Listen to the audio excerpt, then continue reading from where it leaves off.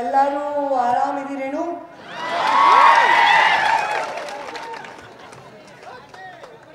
ನಾನು ಗೋಪಿನಾಥ್ ಮುಂಡೆ ಮಗಳು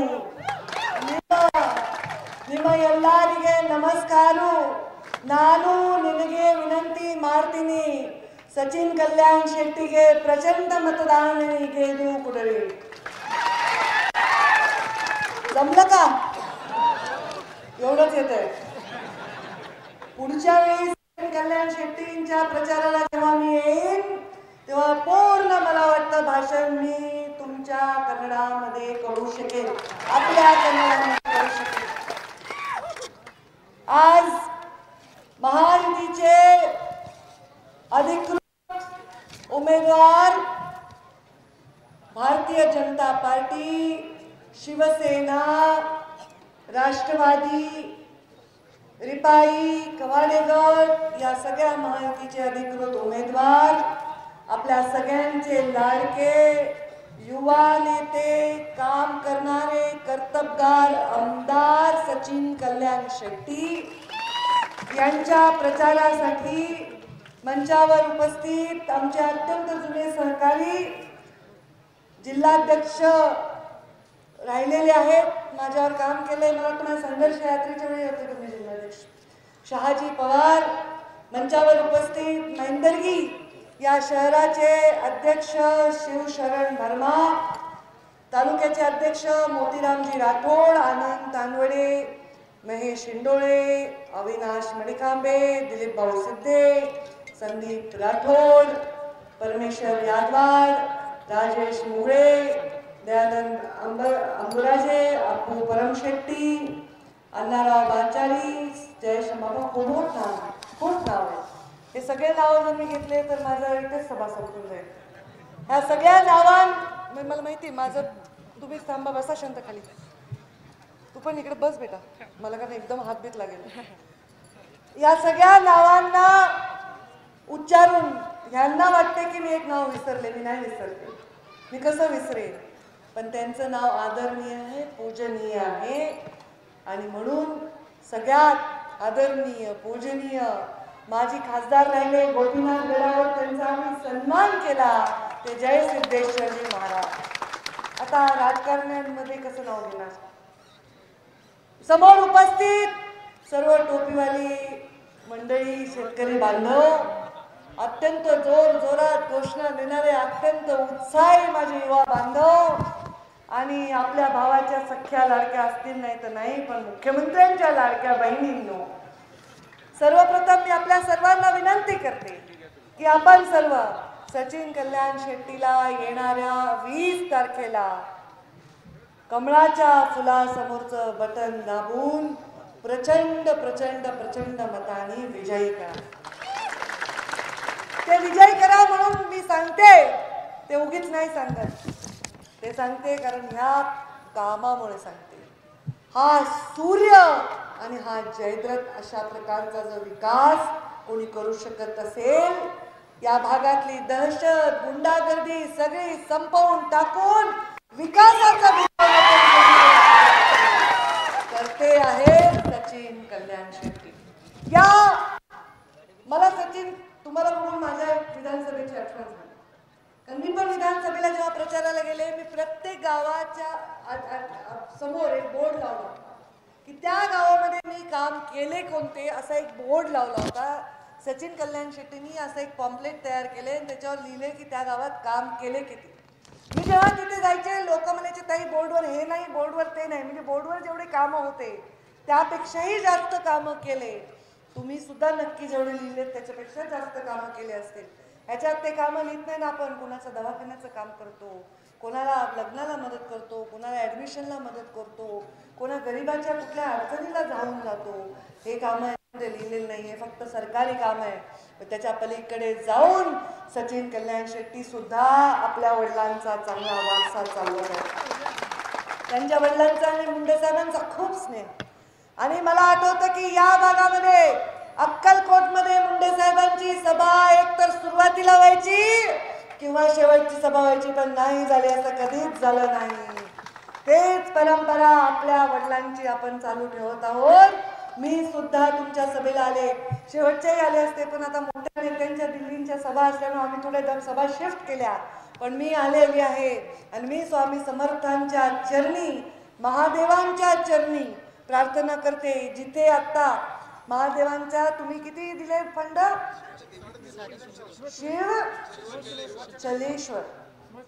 शिवचलेश्वर मंदिराला 3.5 कोटी रुपये सुद्धा सचिन कल्याण शेट्टी इथल्या विकासासाठी आणले.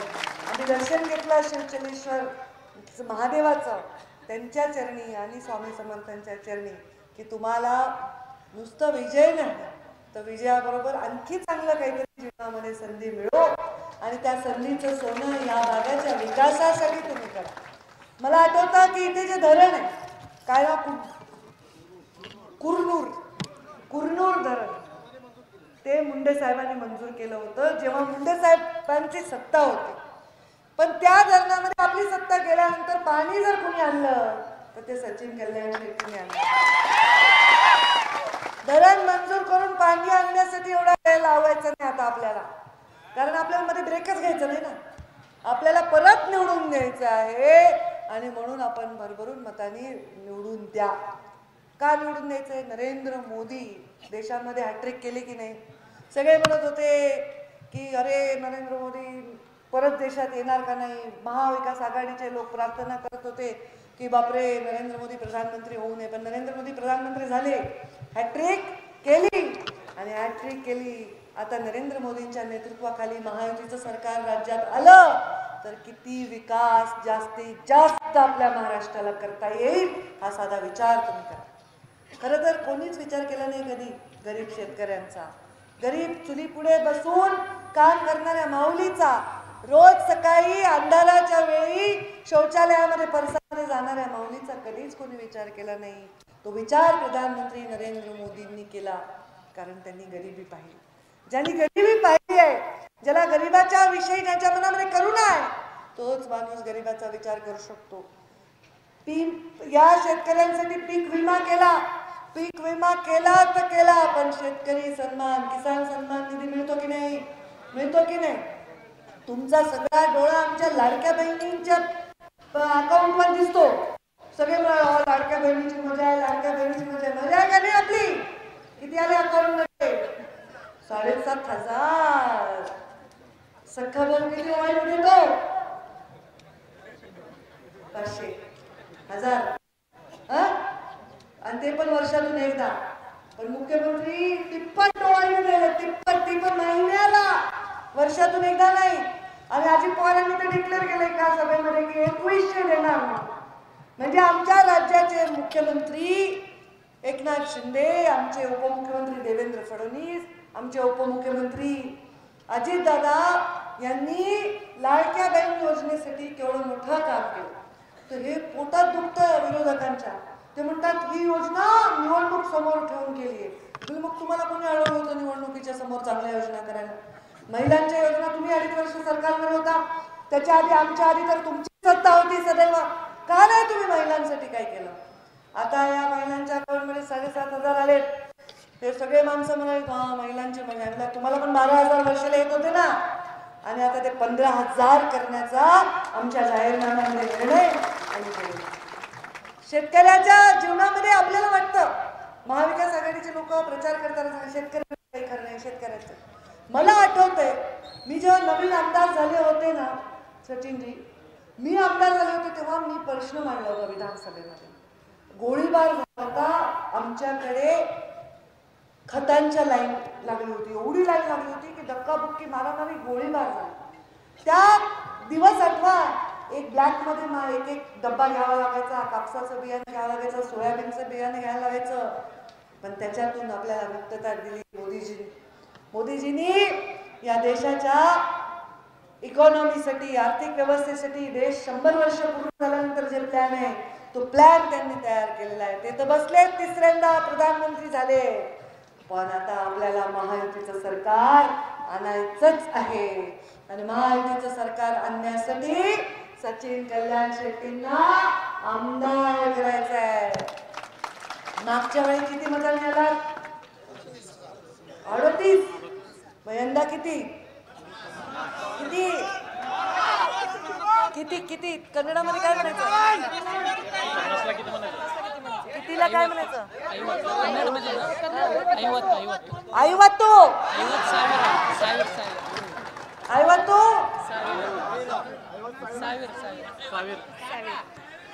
बघा आता तुम्ही 50 करायचं ना म्हणजे बरं चला 50चा तुम्ही मला वादा करताय 50,000 मतांनी सचिन कल्याण शेट्टींना निवडून द्या. सचिन कल्याण शेट्टीने खूप चांगले काम केले. माझा आशीर्वाद वगैरे काही नाही, त्यांचं कर्तृत्व आहे. मी म्हणते की खूप आशीर्वादाची गरज नाही, जेव्हा कर्तृत्व असतं ते तुमचं स्वतःचं कर्तृत्व आहे, तुमचं चांगलं नेतृत्व आहे. त्यामुळे तुमच्या पाठीशी आपोआप जनतेचे आशीर्वाद ज्याच्या पाठीशी असतात त्याला कोणीही धक्का लावू शकत नाही. त्यामुळं गरिबांची सेवा करून त्यांच्या कामाला येऊन गावागावचा विकास करून तुम्ही त्यांना एवढा आनंदी केले की आता तुम्हाला प्रचार म्हणजे नुसतं नमस्कार करायची गरज आहे. मला आठवते अक्कलकोटला सुद्धा मला वाटतं तीर्थक्षेत्राचा एक दर्जा द्यायचा निर्णय झाला होता. मुंडे साहेबांनी त्या काळात तो दर्जा दिला होता आणि मी निघाले स्वामी भक्त. मी नेहमी यांना म्हणते चला स्वामीचं दर्शन करू. जीवनामध्ये अनेक संघर्षांना सामोरं जात असताना मला एवढंच कळलं की जनतेने जर आपल्या मनामध्ये आपल्याला प्रेम द्यायचं ठरवलं तर आपल्याला कुठलीही संकट संपवू शकत नाही, तोडू शकत नाही, मोडू शकत नाही.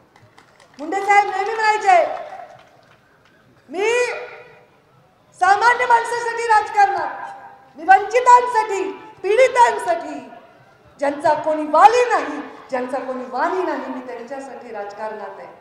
ज्याला वाली नाही त्याचा वाली बनव, ज्याचा वाणी नाही त्याचा वाणी बनण्यासाठी राजकारणात आहे. त्यामुळे राजकारणामध्ये काम करत असताना सामान्य माणसाची सेवा करण्याचा वारसा आपल्याला लाभलेला आणि तो वारसा जपण्याचं काम आपण पुढच्या पिढीने केलं पाहिजे. आम्हाला ते मिळालंय आणि आता तुमचा प्रेम ठेवणं, त्याची जपवणूक करणं हे आमचं सगळ्यात मोठं कर्तव्य आहे. आणि ते कर्तव्य पूर्ण करत असताना सचिन कल्याण शेट्टी मला नाही वाटत कुठेही कमी पडलेले आहेत. त्यांना आणखी काम करायचं, आणखी विकास करायचा. या अक्कलकोट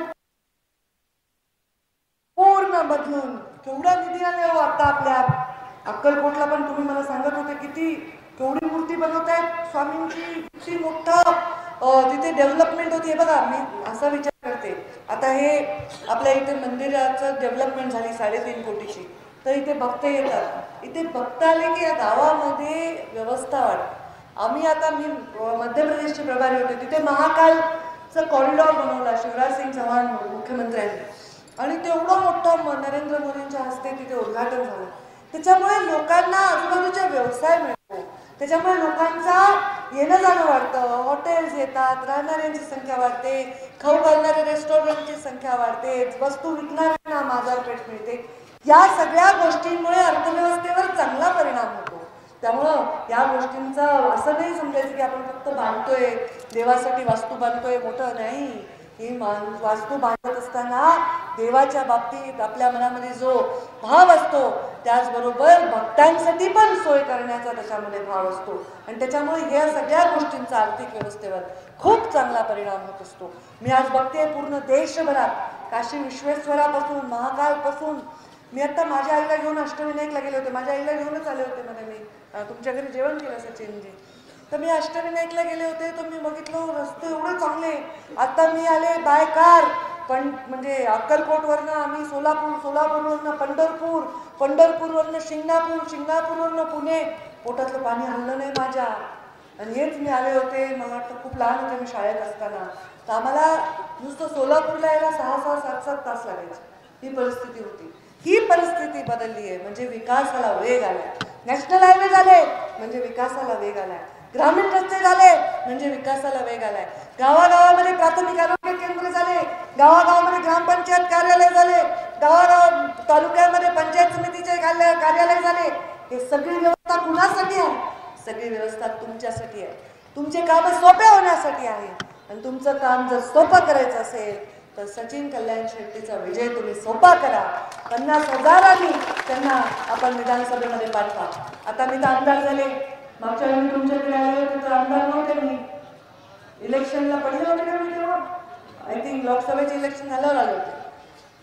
कारण मला आठवत नाही.